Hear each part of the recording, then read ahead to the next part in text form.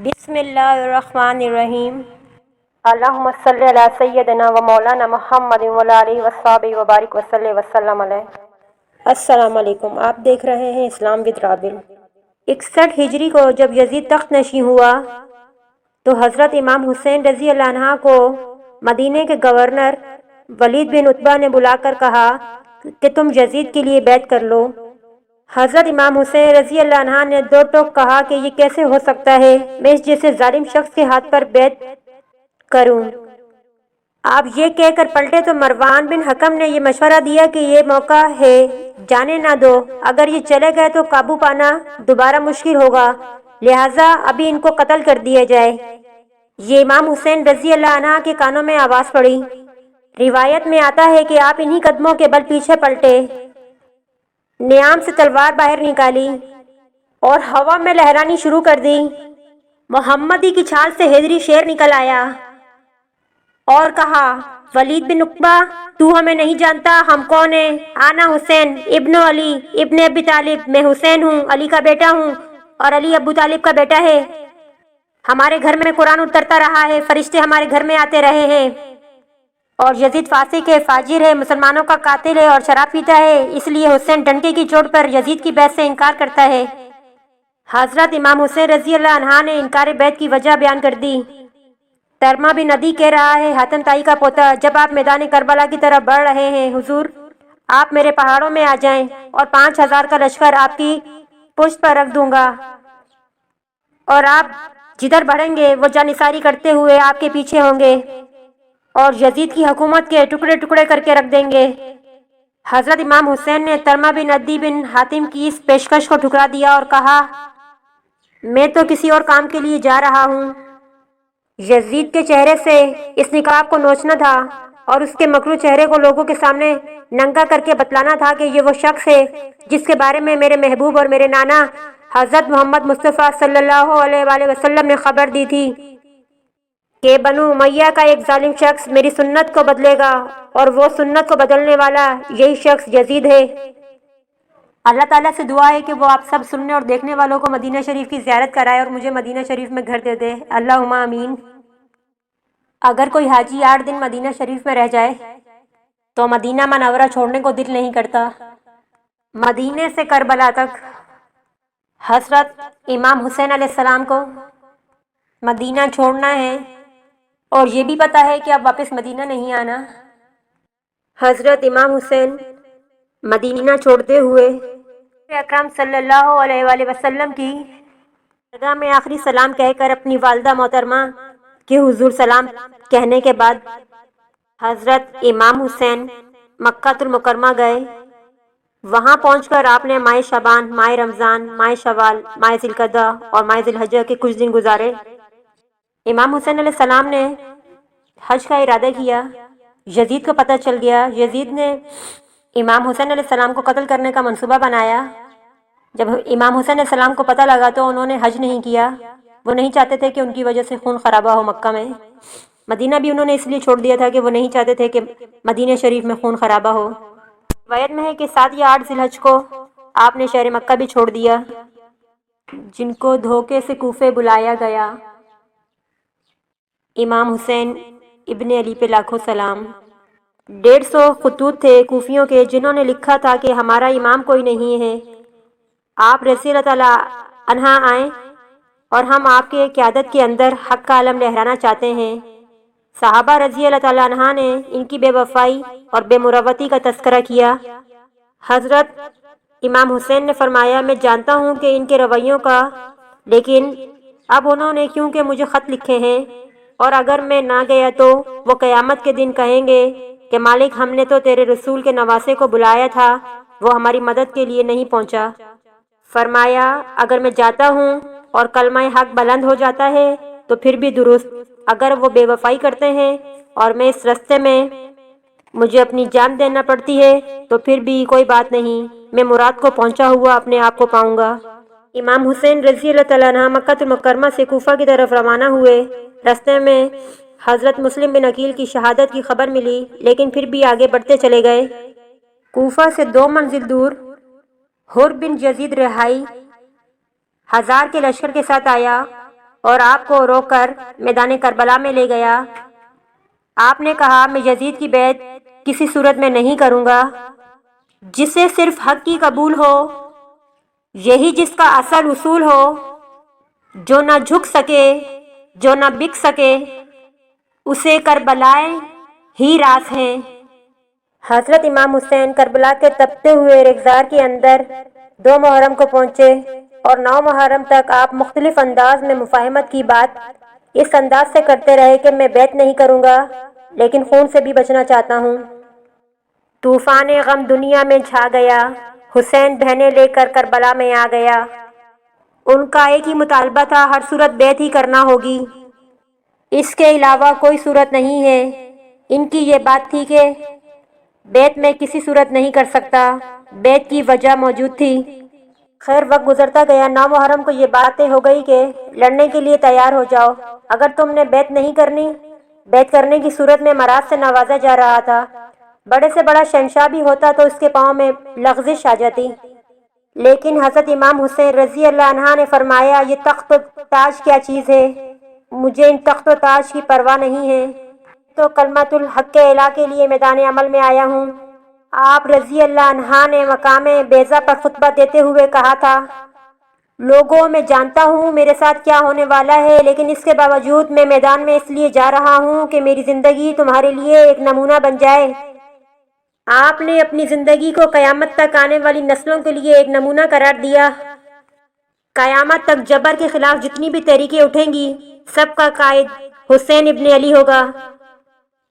فضائیں سرخ ہوتی جا رہی ہیں، فضائیں سرخ ہوتی جا رہی ہیں، مسافر کربلا تک پہنچنے والا ہے۔ آپ نے 9 محرم کی شب کو چراغ بجھا دیے، کہا یہ میری جان کے دشمن ہیں، تم اگر جانا چاہتے ہو تو جا سکتے ہو، میرے بعد تمہیں کوئی نہیں پوچھے گا۔ لیکن جانثاروں نے کہا یہ کیسے ہو سکتا ہے کہ آپ کا ساتھ چھوڑ کر چلے جائیں۔ پھر عاشورہ کی وہ رات جو درد و اندھوں سے بھری ہوئی، وہ رات ساری رات عبادت میں گزری۔ ایک طرف شراب چل رہی ہے اور دوسری طرف آنکھوں سے عشق رسول صلی اللہ علیہ وآلہ وسلم کی مستی چھلک رہی ہے۔ تہجد کا وقت ہوا، نماز تہجد ادا کی، شہزادہ علی اکبر نے اذان پڑھی اور کربلا کے ریگزاروں میں یہ ان کی آخری باجماعت نماز تھی۔ کسی شکی کی تھی حکومت، ہائے کیا اندھیرا تھا، کسی شکی کی تھی حکومت، ہائے کیا اندھیرا تھا، دن دہاڑے لٹ رہا تھا کارواں اہل بیت، دن دہاڑے لٹ رہا تھا کارواں اہل بیت۔ تیری قدرت جانور بھی آپ سے سیراب ہے، تیری قدرت جانور بھی آپ سے سیراب ہے، پیاس کی شدت سے تڑپے بے زباں اہل بیت، پیاس کی شدت سے تڑپے بے زباں اہل بیت۔ ریگستان کربلا کے ذرے گواہ ہوں گے ان کے سجدوں کے، آج کائنات کا وہ انوکھا باب رقم ہونے والا تھا کہ صدیاں جس پر ناز کریں گی۔ فرشتوں نے کہا مالک تو خلیفہ بنا رہا ہے انسان کو، یہ تو لڑائی ہی کرے گا، سجدے تو ہم کرتے ہیں۔ آج فرشتوں نے بھی دیکھنا تھا سجدہ کرنے کا جو انداز حسین ابن علی کا ہے۔ فرشتے اپنی زندگی کی ساری کمائی اکٹھی کر لیں تو حسین کے سجدے کی زکات بھی نہیں بن سکتی۔ جب جبر کی تہ چمکنے لگی، ایک ایک کر کے انواع و انصار جام شہادت نوش کرنے لگے۔ کبھی وہاب شہید ہو رہے ہیں، کبھی ظاہر شہید ہو رہے ہیں، کبھی اون اور محمد کے لاشیں گر رہے ہیں، کبھی قاسم کی جوانی لٹ رہی ہے، کبھی جوان اکبر کی آواز کربلا کے ریگزاروں میں گونجتی ہے، میرے باپ مجھے پکڑیے۔ حضرت امام دوڑ کے جاتے ہیں اور اپنے جوان بیٹے کی لاش کو کندھوں پر اٹھا کے خیموں تک پہنچاتے ہیں۔ ایک روایت میں ہے کہ امام حسین کی داڑھی سفید ہو گئی جوان بیٹے کی لاش خیمے تک پہنچانے میں۔ خدا کسی باپ سے جوان بیٹے کے لاشیں نہ اٹھوائے، خدا کسی باپ کو جوان بیٹے کا غم نہ دے۔ اور ہاتھ فضا میں بلند کرتے ہوئے عرض کرتے ہیں، ربنا تقبل منا ھذا القربان، مالک حسین کی یہ قربانی بھی قبول کر۔ معصوم علی اصغر کو ہاتھوں میں لے کر جب سوئے فرہاد بڑھے اور 2 شاخہ تیر ان کے حلق میں پیوست ہوا، چلو میں خون لے کر آسمان کی طرف اچھال کر کہتے ہیں کہ مالک میری یہ کمائی تھی، یہ بھی تیری راہ میں قربان کرتا ہوں۔ حسین کی یہ ننھی कुर्बानी भी कबूल कर ले। अब आयानो अंसार और अहले बैत की एक एक कली करबला के अंदर कट गई। फातिमा का सारा चमन उजड़ गया। मुस्तफ़ा की आल मैदान करबला के अंदर कट गई। अब इमाम हुसैन हाथ में तलवार लिए मैदान अमल में आए और आपने जो आखिरी खुतबा दिया तारीख के औराक में मौजूद है। लोगों, मेरा हस्ब व नस्ब पहचानो, मैं कौन हूँ, मुझे पहचानो, जल्दी ना करो, ना हक खून अपने ज़िम्मे ना लो। मैं वो हूँ जो रसूल करीम सल्लल्लाहु अलैहि वसल्लम के कांधों पर खेलता रहा हूँ, जो हुजूर ने लोरियां देकर पाला है।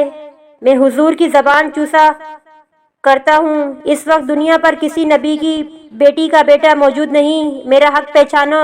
लेकिन सबकी आंखों के आगे अंधेरा था। हजरत इमाम हुसैन रज़ी अल्लाह अन्हा फिर मैदान अमल में आए और फिर दुश्मनाने अहले बैत के साथ जिस जुर्रत के साथ लड़ाई की और आपकी तीर बागा जिस तरह इनका सर काटती और खून चटाती रही, तारीख के औराक में वो रोशन बाप मौजूद है।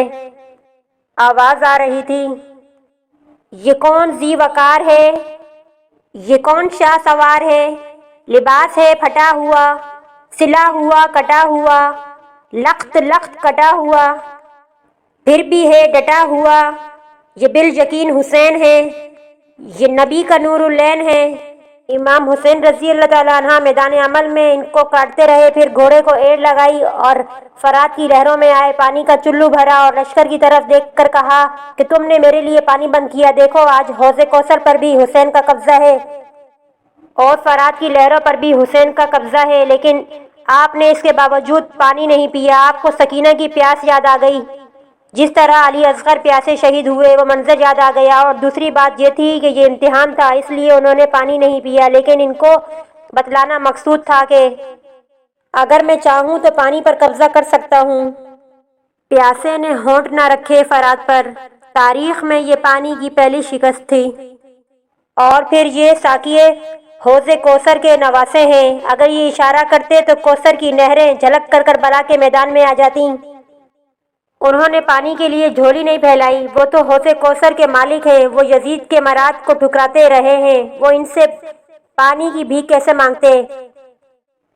इन्होंने पानी के लिए झोली नहीं फैलाई। वो तो हौज़े कौसर के मालिक हैं। वो यजीद के मराद को ठुकराते रहे हैं। वो इनसे पानी की भीख कैसे मांगते? इन्होंने यजीद के तख्त और ताज को कबूल न किया। यजीद से पानी कैसे मांगते? पूरी तारीख पढ़ो करबला की। आपको नहीं मिलेगा कि हज़रत इमाम हुसैन रज़ी अल्लाह ताला अन्हा की ज़बान से हाय भी निकला हो। आपने हर मुश्किल के मौके पर सब्र का दामन थामे रखा और हर कुर्बानी पेश करते गए। इसका ये मतलब नहीं कि दुख कम थे, इसका मतलब ये नहीं कि मजलूमियत कम थी। मुसीबतें तो इतनी थी कि पत्थर का कलेजा भी शक हो जाए, कायनात का कलेजा चाक चाक हो जाए। लेकिन इसके बावजूद भी, क्योंकि इनके सब्र का इम्तिहान था और जब आपके ऊपर तीर बरसने लगे, मोहतात रिवायतों के मुताबिक 33 जख्म आपके जिस्म पर तलवारों के थे और 34 घाव नेज़ों के आपके जिस्म पर थे, बल्कि बहुत सारे नेज़े टूट गए थे आपके जिस्म पर। हज़रत इमाम हुसैन रज़ी अल्लाह ताला अन्हा का जब पैरहान उतारा गया तो देखा गया 113 सुराख इसमें तीरों के थे और घोड़े की सीन से जब गिरे तो वो तीर जिस्म में पेवस्त हो गए थे और ज़मीन पर आने में बहुत वक्त लगा, क्योंकि बहुत देर तक आप तीरों की नोकों पर रहे और करबला की इस तपती हुई रेत के ऊपर पेशानी रखी फवारे फूट रहे थे और वक्त के जदीदों को ललकार रहे हैं कि वक्त के जदीदों, तुम अपने अपने दौर में परपुर्जे फैलाते रहोगे, लेकिन हुसैन का सर और हुसैन के मानने वालों का सर कभी भी तुम्हारे सामने नहीं झुकेगा। कायनात दम पुख्त थी। आज तक आसमान ने ऐसा मंजर नहीं देखा था, आज तक हूरों ने ऐसा मंजर नहीं देखा था। सूरज भी मुंह छुपा रहा था आशूरे के दिन, ये मंजर इससे भी नहीं देखा जा रहा था।